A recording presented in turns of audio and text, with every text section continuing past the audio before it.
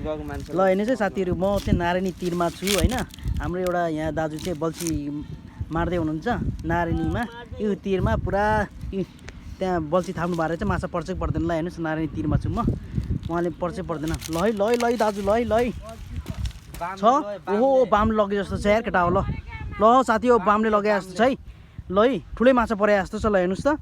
ओहो ल ल ल हेर्नु त आउँदै आएन। ल ल ल ल हेर्नुहोस् त। ओहो पौडी खेल्नु पऱ्यो दाजु तपाईँ अब। बामले लग्यो होइन हजुरको जालीमा बल्छी अड्क्यो के गर्यो यार। ल है ठुलै माछा हुनसक्छ। ल है साथीहरू ल हेर्नुहोस् है। बाफ्रे बाफ्रे। ल गाछ छोडा मुला तान्नु त माछै होला। अर्को तान्नु पहिला। ल है साथीहरू ल है। अर्को तान्नु। ल अब यहाँ हेर्नु त दाजुले अब आज कति माछा मार्छ ल हेर्न सक्नुहुन्छ तपाईँ।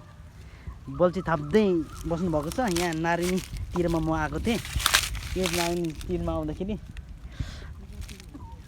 एउटा दाजुले बल्छी थापिराख्नु भएको छ है। अब उहाँले चाहिँ अब कति आज माछा मार्न सक्नु। ल है दाजु ल ठुलै यार 5 किलोकै माछा पर्छ क्या हो। ल हेर्नु त कस्तो दामी भ्यू छ नारायणको तीरमा। यहाँ अब हाम्रो दाजुले एउटा दाजुले पुरा माछा मार्नु भएको छ, जाल थाप्नु भएको छ। छैन ए तेरो बर्बाद यार बर्बाद भयो त यार। ल अर्को अर्को हालौँ त। अर्को कहाँ छ दाजु अर्को त्यही हो यही हो। ए बर्बाद भयो नि आज दाजुको यार। तेरि यार आज दाजुले माछासँग चिरिप्प खाने भनेको त्यो सेन्टेरा बर्बाद भयो।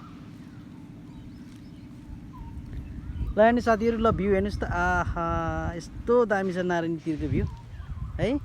यहाँ तपाईँले म यसो नारायणी तीरमा आएको थिएँ। यहाँ एउटा दाजुले बल्छी थापिराख्नु भएको थियो।